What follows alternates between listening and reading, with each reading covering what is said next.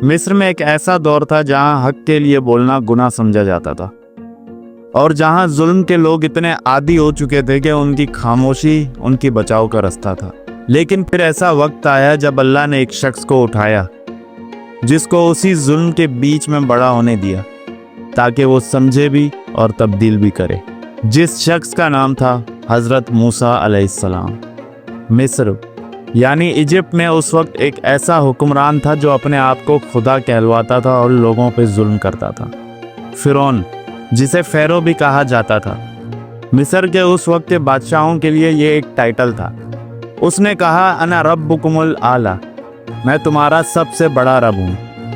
اس کا دعویٰ یہ تھا کہ ہر چیز اس کے حکم سے ہوتی ہے، زندگی بھی اور موت بھی۔ مصر میں بنی اسرائیل کے لوگ ایک غلام کے طور پر رہتے تھے، انہیں سب سے نیچے سمجھا جاتا، ان سے مزدوری کروائی جاتی اور کوئی بھی ان کے حق میں بولنے والا نہیں تھا۔ فرعون نے ایک رات ایک خواب دیکھا۔ اس نے دیکھا کہ ایک بنی اسرائیل کا لڑکا اس کا تخت گرا رہا ہے۔ اس نے عاملوں، جادوگروں اور اپنے مشیرین کو بلایا اور اپنے خواب کے بارے میں بتایا۔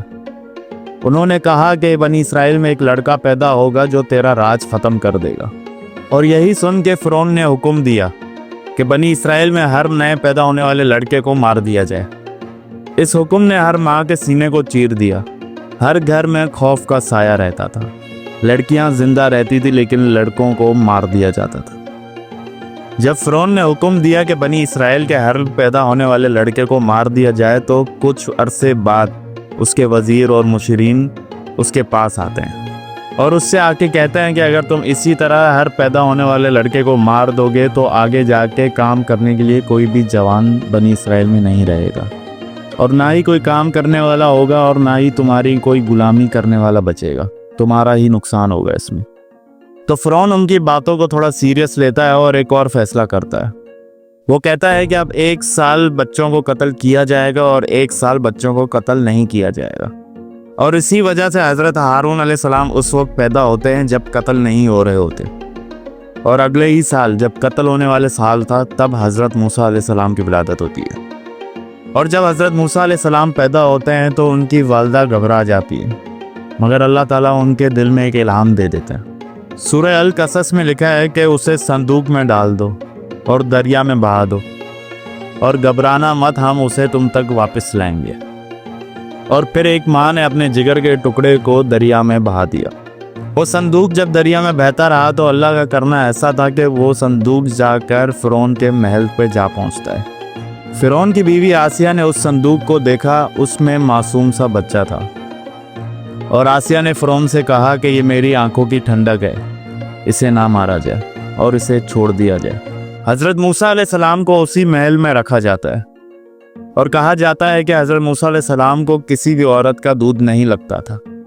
اور پھر اللہ حضرت موسیٰ علیہ السلام کی سگی ماں کو محل میں آنے کا حکم دیتے ہیں، اور فرعون کو پتہ بھی نہیں چلتا جس ماں نے اپنے بیٹے کو اس کی وجہ سے ہی دریا میں بہایا تھا، وہ اسی محل میں اسے دودھ پلا رہی ہے۔ حضرت موسیٰ علیہ السلام جوان ہوئے، ان کی فطرت میں ہی عدل اور انصاف تھا۔ ایک دن انہوں نے دیکھا کہ ایک مصری ایک بنی اسرائیلی پر ظلم کر رہا ہے، تو وہ انہیں بچانے جاتے ہیں، اور بچاؤ میں ان کا مکہ ایک مصری کو لگ جاتا ہے اور وہ مصری اسی وقت مر جاتا ہے۔ یہ قتل غلطی سے ہوتا ہے، اور حضرت موسیٰ علیہ السلام اللہ سے اس کی معافی بھی مانگتے ہیں کہ میں نے اپنے نفس پر ظلم کیا ہے، مجھے معاف فرماؤ، اور اللہ تعالیٰ انہیں معاف بھی کر دیتا ہے۔ اور یہ واقعہ نبوت سے پہلے کا ہے۔ اور اگلی صبح فرعون کے لوگ حضرت موسیٰ علیہ السلام کو ڈھونڈنے لگتے ہیں۔ حضرت موسیٰ علیہ السلام کو ایک آدمی خبر دیتا ہے کہ فرعون کے لوگ تمہیں ڈھونڈ رہے ہیں، شہر سے نکل جاؤ۔ حضرت موسیٰ علیہ السلام نے بنا کسی ساتھی کے فوراً ہجرت کر لی، صرف اللہ کے بھروسے پر۔ حضرت موسیٰ علیہ السلام کافی سفر کرنے کے بعد تھکے ہوئے مڈیان کے شہر پہنچتے ہیں۔ وہاں پر 2 لڑکیاں کنویں کے پاس پانی کے انتظار میں تھیں۔ حضرت موسیٰ علیہ السلام نے ان کی مدد کی اور ان کے جانوروں کو پانی پلایا۔ ان لڑکیوں کے والد حضرت شعیب علیہ السلام تھے۔ حضرت شعیب علیہ السلام کے بعد جب حضرت موسیٰ علیہ السلام گئے تو انہوں نے ان کا قصہ سن کر حضرت موسیٰ علیہ السلام کو وہاں پر 10 سال رکھا، اور ایک اپنی بیٹی کا رشتہ بھی ان سے کیا، اور یہاں حضرت موسیٰ علیہ السلام کا ایک نیا سفر شروع ہوا۔ ایک دن حضرت موسیٰ علیہ السلام اپنے گھر والوں کے ساتھ ایک سفر میں تھے۔ انہوں نے کوہ طور پر ایک آگ دیکھی، اور وہاں جب حضرت موسیٰ علیہ السلام جاتے ہیں تو وہاں انہیں اللہ کا پیغام ملتا ہے۔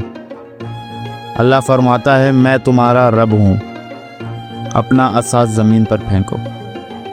یہاں بتاتا چلوں کہ حضرت موسیٰ علیہ السلام کے ہاتھ میں ایک لاٹھی ہوتی تھی جسے حضرت موسیٰ علیہ السلام کا عصا کہا جاتا ہے، اور جیسا ہی حضرت موسیٰ علیہ السلام نے اپنا عصا زمین پر پھینکا تو وہ زندہ سانپ بن گیا، اور حضرت موسیٰ علیہ السلام نے اپنا ہاتھ بغل سے نکالا تو وہ بھی نور سے چمک رہا تھا۔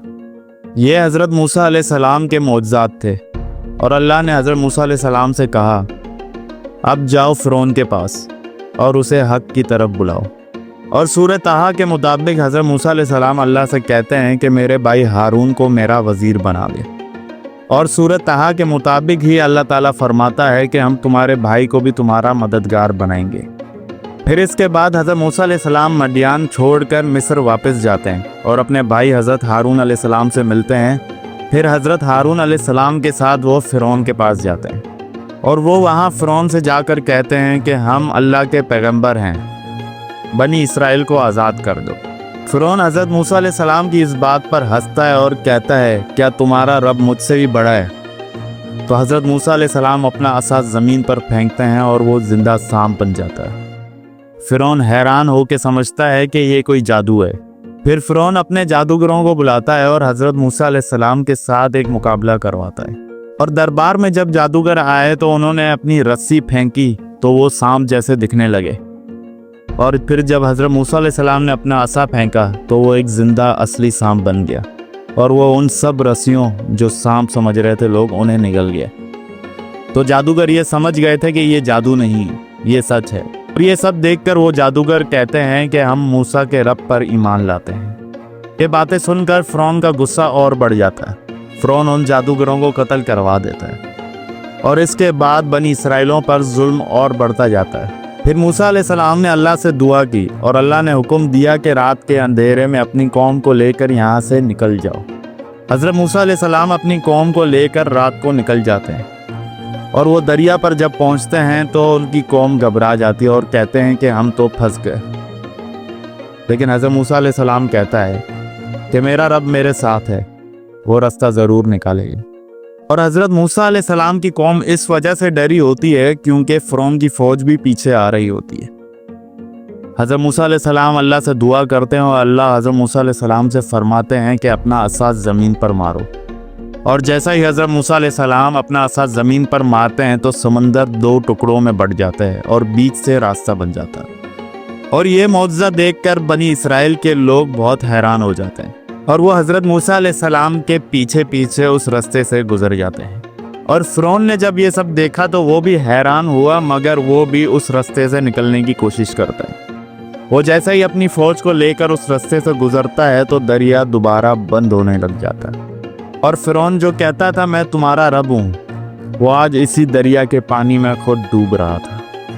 فرعون نے ڈوبتے ہوئے کہا کہ میں ایمان لاتا ہوں موسیٰ کے رب پر، اور پھر اللہ کا جواب آیا کہ اب جبکہ تو پہلے انکار کرتا تھا، مگر ہم تیری لاش کو بچا لیں گے تاکہ تو آنے والے لوگوں کے لیے ایک نشانی بن جائے۔ آج بھی فرعون کی پریزرو ممی ایجپٹ کے میوزیم میں موجود ہے۔